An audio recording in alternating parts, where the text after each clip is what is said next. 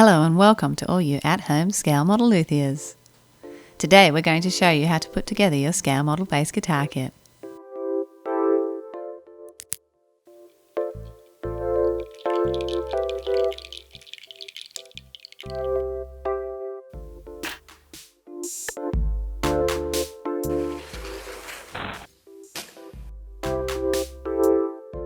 Welcome to the tutorial on fretting the fingerboard of your scale model bass guitar. Please note, if you are creating a fretless bass, then you can skip this step and move straight on to sanding the body of the instrument. This tutorial is part 3 of a series designed to help guide you through the process of making your scale model bass guitar kit from aPurla Handcrafted Guitars. So if you're watching this video and you haven't got a kit, or you missed the first videos, you can find all those details in the links below. So let's get fretting. The tools you will need to complete this task are your glued neck and fingerboard, fret wire, hobby knife, side cutters, sanding block, fine grit sandpaper, small file and super glue. Optional, zip kicker. First you will need to prep sand the fingerboard with a fine sandpaper to ensure the wooden surface is nice and smooth.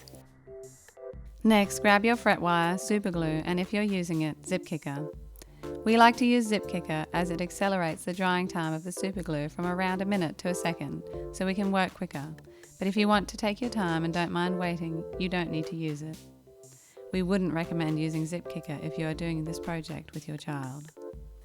If you are using zip kicker, give the fretboard surface a light spritzing. Then place a small amount of super glue on the tip of your piece of fret wire. Don't worry if you have applied too much, you can just wipe the excess off with a rag or over some scrap wood like we have. Remember, super glue can be dangerous. Ensure not to glue your fingers together or to any other items. If you have accidentally glued something you didn't want to glue, you can use acetone to get the glued pieces apart.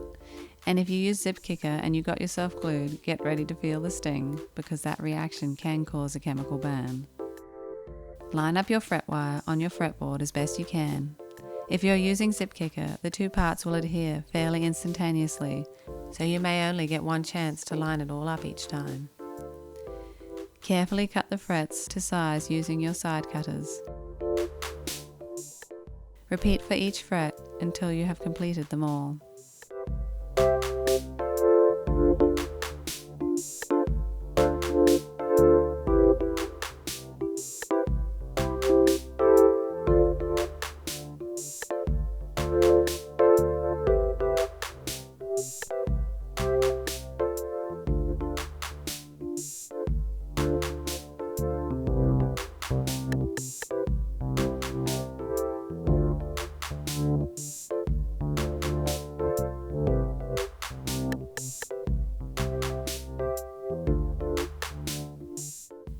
Now you can go over the frets again with some touch-up super glue to ensure they have all stuck firmly.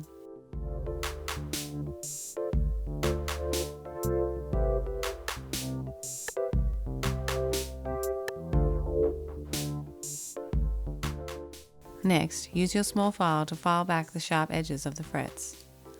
If you haven't used zip kicker, you'll have to wait a minute or so for the super glue to dry before filing. We recommend using the file for removing the bulk of the material, as the wire can destroy your sandpapers.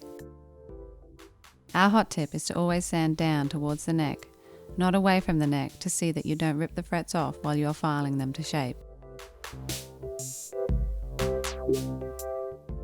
Once you have filed the frets, you can use your sanding block to get them super smooth.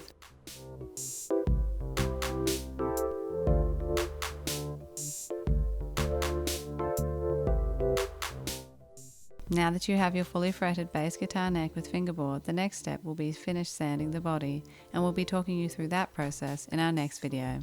Stay up to date with all our tips, tricks and inspiration on our website and social media. If you liked what you saw, hit the subscribe button and we'll see you next time. Thanks for watching.